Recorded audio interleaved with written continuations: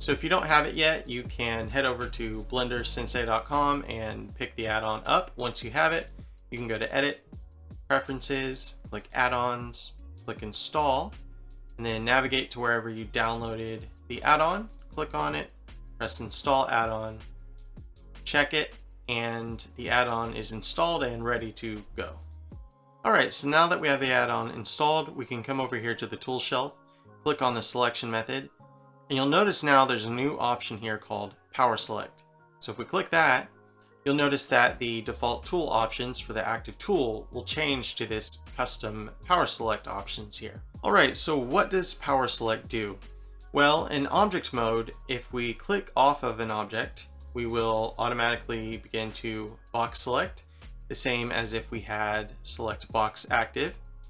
However, if we go to click on an object and move it, we will then move or tweak objects the same as if tweak was active. So the first feature of Power Select is that it combines tweak and box select in object mode as well as in edit mode, and I'll show you how that works in just a minute. Another added bonus while you are in object mode is that you're able to quickly box select a selection and then select one of those items in the selection and then move everything that you have selected. The next feature of Power Select is that we can double click on objects to enter edit mode. Then when we want to exit edit mode, just double click anywhere off of that object and you are back in object mode. This allows you to move extremely quickly between editing objects. For instance here, let's just add a couple more mesh objects here.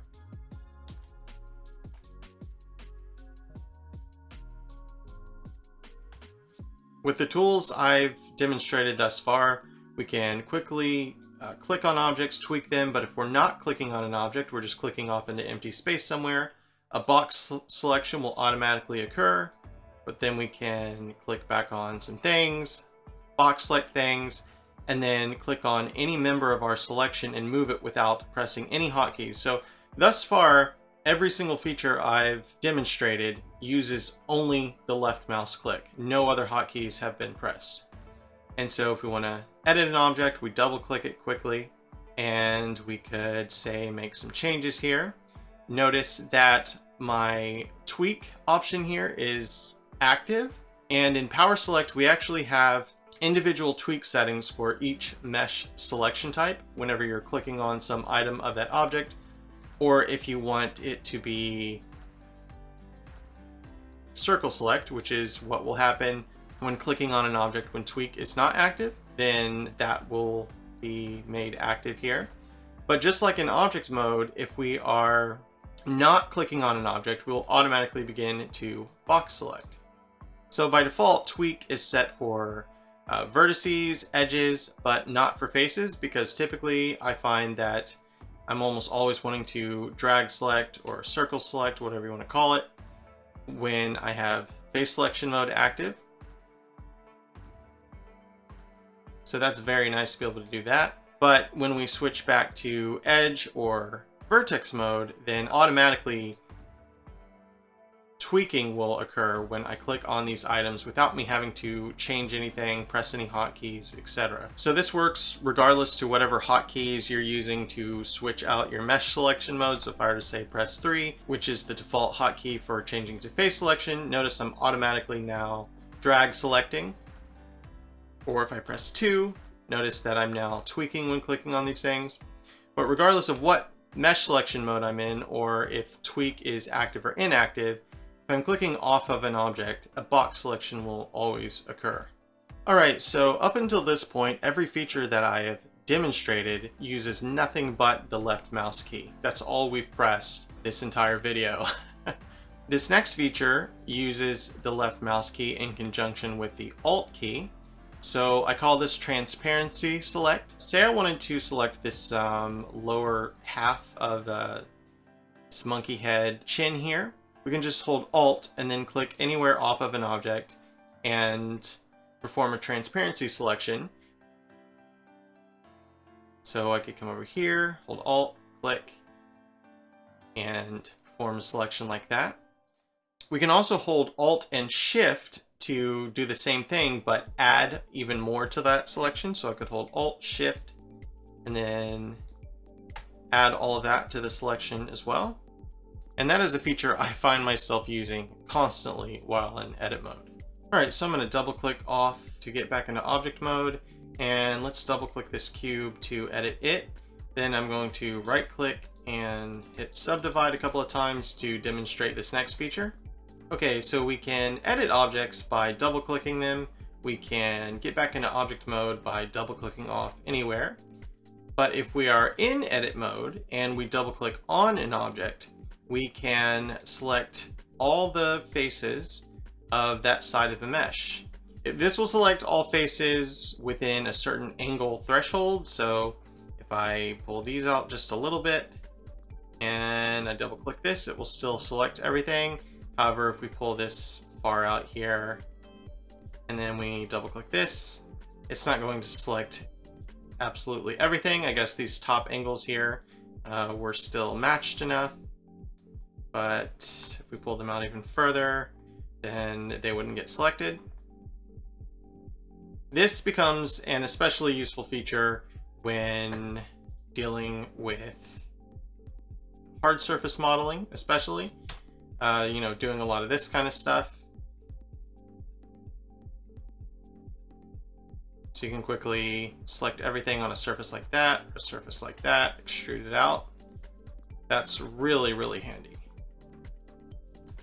And then double click off to get back into object mode. Quickly hop over to something else and you're rolling. All right, let's mess around with a few other object types here so I can demonstrate some of these other features. So let's say I press Shift A and press armature to add an armature, and I'll press G to grab since I can't see it to just click on it. And we could double click to edit it. So we can, of course, click on this, tweak it, press E to extrude our bones, tweak these things. But when we're not clicking on an object, box selection will automatically happen and we can begin doing stuff like that. But then we go back into tweaking, box, what have you. If you prefer not to have tweak active, then power select will default back to circle select. So you can quickly click and paint select or drag select, whatever your verb of choice may be. That's really useful. But typically I like to leave this on tweak so I can tweak these things, but then select a whole bunch of it if I need to without having to change my selection method. Double click anywhere to get back into object mode. Similar situation for curves, lattices, etc. But we'll go ahead and click on a curve just to see how that looks. Double click it to edit it. We could right click and subdivide this a few times so we have a little bit better of an example. So of course we can click, tweak these things, but when we're not clicking on them, we'll automatically box select. Very nice. And when we're done, double click away to get out. Okay, so power select has some useful features for UV selection mode as well. So I'm going to split this screen, switch this over to a UV editor, and then I'm going to pick one of these monkey heads, double click it to enter edit mode. And I'll press this button here, which syncs the UV selection. Basically, it means it shows all the unwrapped UVs of that object without a certain set of it being selected. When you first install the add-on, you will have to make sure you come here and click power select. Okay, so this works very similarly as it does in the 3D view. So basically, we can click and drag select like this when the mouse is over an object, but if the mouse is not over a UV, we will automatically box select. And we can also double click on an island to select the whole thing automatically, similar to how we can double click sides of faces to select them all at once. So this is a very useful feature here.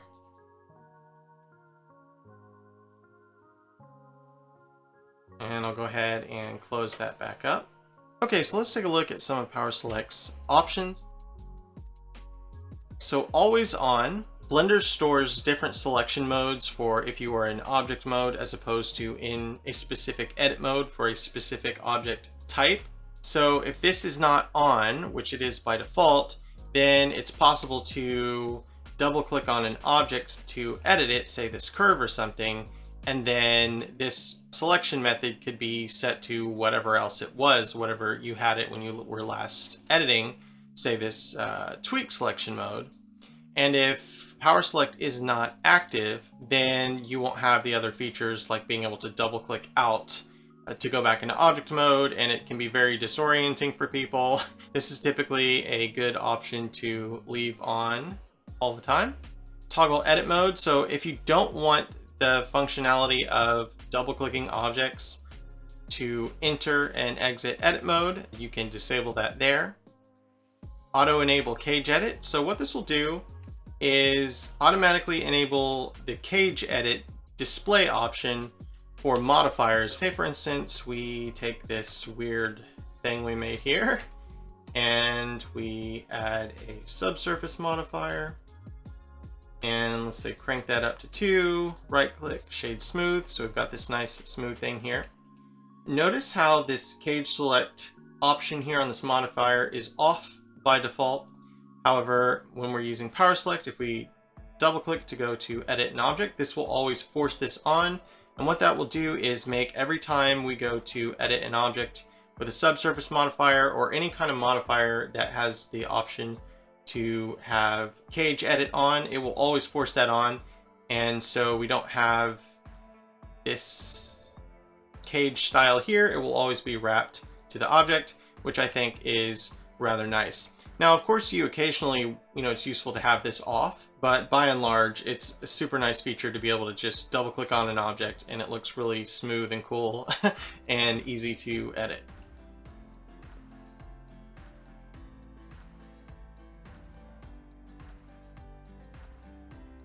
So shift drag select here. By default, when tweak is not active in an edit mode, so I'll double click on this object here. If I say just start clicking on here, and I left tweak off the last time I was doing face selection, so it's off now when I go to edit, we will drag select, circle select, whatever.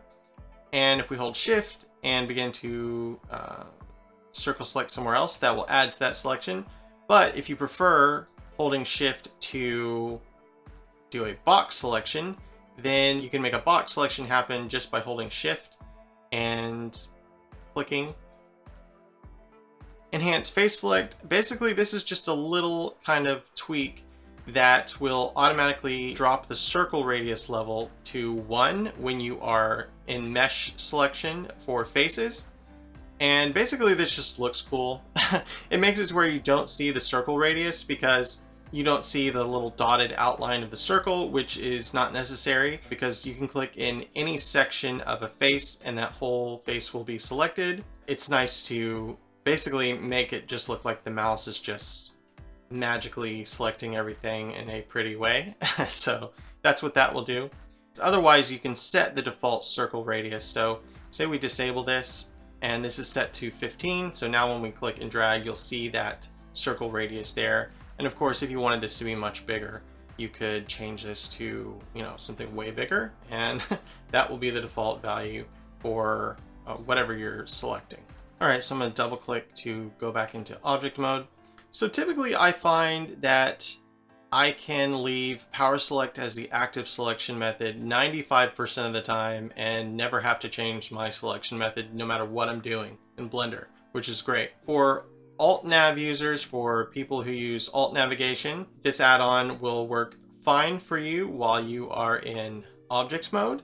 However, the Alt transparency select does clash with Alt navigation when you are in edit mode. So if you're a super diehard Alt Nav user, you'll probably want to have a different selection method active besides power select. There's also another strange issue that I don't notice most of the time, and it actually has to do with the properties panel, strangely enough. Power select allows you to, click off of an object to immediately perform a box selection and then click and drag and move all your selected things.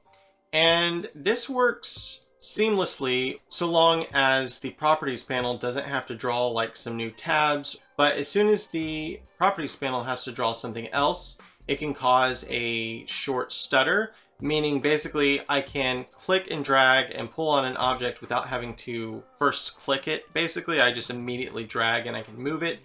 However, there is this occasional issue where if the properties panel has to draw a bunch of different things, like when you click on different object types, for instance, these tabs change because different things are available.